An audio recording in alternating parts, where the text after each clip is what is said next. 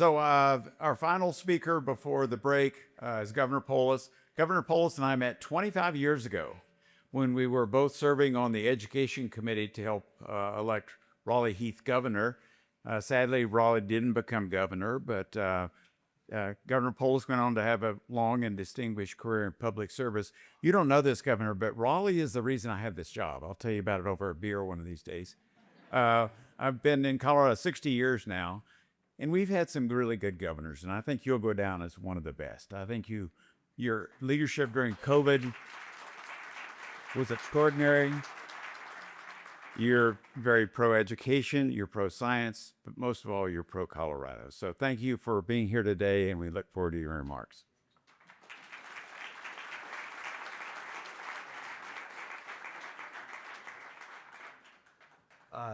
George, the beer you'll have to have with the last governor. He was more of a beer guy, but I'll have some tea. I don't really drink myself. Thank you, and as George mentioned, I've known him since before this job, so I actually still think of you as the new director of the Museum of Nature and Science. Can't believe it's been 20-some years, and wish you well throughout this year. You and I are in the annoying club where everybody asks us, so what are you going to do next? So you can sympathize with that. I caught the last end of the panel there, and it's really great to be able to talk about the nexus between science and policy. That's the focus of this gathering. As many of you know, as governor, I've always led in a data-driven, science, evidence-based approach way.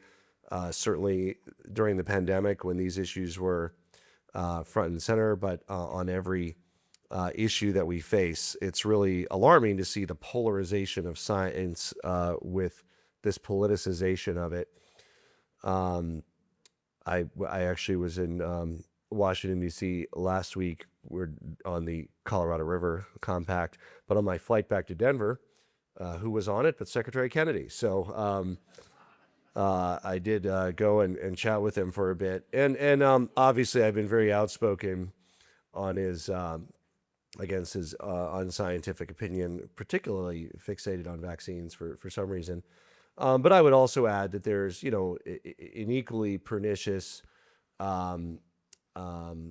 complex between big food, big pharma, and co-opting health.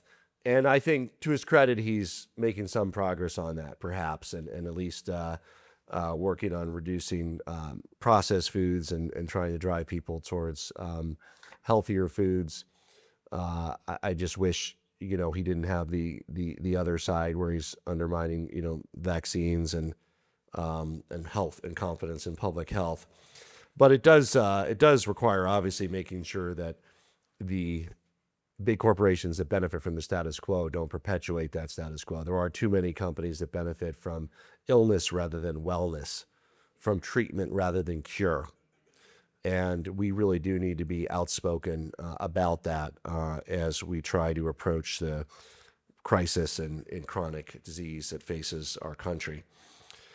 Here in Colorado, we're elevating science at every level, from our world-class research universities to our robust science ecosystem. We have, I was so proud that 16 schools across the state received our Governor's Bright Spot Award for High Achievement in Science, a new award and recognition that we conceived and set up really to see the improvement that the kids are making in science. We have STEM and STEAM academies across the state. Our thriving aerospace and life sciences industry lead the way, and we've worked very hard to get them involved with preparing the next generation of scientists, community college and high school, making sure that our companies that are also benefit from having a pipeline of students with the skills they need to be able to grow here are very much at the level working with our community colleges and schools. When it comes to science, we know that it touches so many areas of our lives, and obviously another area of science that's under attack right now is climate science, which is incredibly important. Colorado is a state where two of our largest industries are climate dependent: agriculture and skiing and outdoor recreation. And I went skiing last weekend. It's not what it used to be. So. Again, any one year obviously fluctuates, but there has been and there is a trend Obviously, we're also dealing with hotter and drier conditions with regard to ag. So this is something that is a bread and butter issue for Coloradans. It's one of the reasons that Colorado is a leader in renewable energies and tackling climate change, because in many ways, a big part of our economy and way of life depends on it. We have an Office of Climate Preparedness. We work closely with partners, including CU Environment Program. We work with states like Wyoming for the Colorado-Wyoming NSF Ascend engine. And we're advancing Colorado's outdoor strategy, of course, around recreation, but also around climate resilience, around how we can make sure that Colorado is not only a great place to hike and explore and recreate now, but in 10 years and in 50 years, in doing the landscape level work and the conservation work to make sure that we can bring that to reality. The central role of science and policy was especially clear as we navigated the COVID pandemic.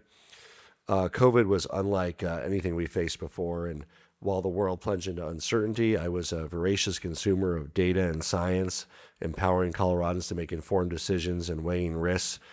We expanded testing. We were a leader in vaccines. We had among the shortest shutdown periods of any state, and we also had in the 10 lowest death rates of any state. So I was very proud of how my fellow Coloradans came through this. And looking to the future, we want to continue to support the sciences and elevate science as central to inform policy and decision making.